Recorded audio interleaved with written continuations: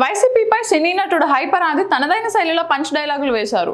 రాజోల్ జనసేన అభ్యర్థి దేవ వరప్రసాద్ కు మద్దతుగా మల్కీపురం మండలం రామరాజులంకలో ఎన్నికల ప్రచారంలో పాల్గొన్నారు. ప్రత్యేక హోదా తెస్తామని కామెడీ చేసింది. 3 రాజధానులు అంటూ కామెడీ చేసింది. వైనాట్ 175 అని కామెడీ చేస్తుంది. కామెడీ మొత్తం వాళ్ళు చేస్తూ నన్ను కమెడియన్ అనడం ఎంతవరకు కరెక్ట్ అని ప్రశ్నించారు. చాలా మంది మేము ప్రచారానికి వస్తే కమెడియన్ ప్రచారానికి వచ్చారు అని ఇలా వైసీపీ వాళ్ళు ట్రోల్ చేయడం అలాంటి జరుగుతుందన్నమాట.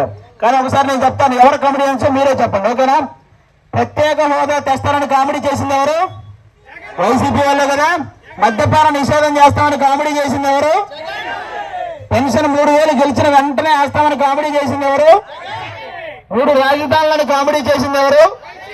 స్టిల్ వైనాట్ 175 అని కామెడీ చేస్తుంది ఎవరు? మరి కామెడీ మొత్తం వాళ్ళు చేసి మమ్మల్ని కామెడీ అంటే ఎంతవరకు కరెక్ట్ అంటారు మీరు?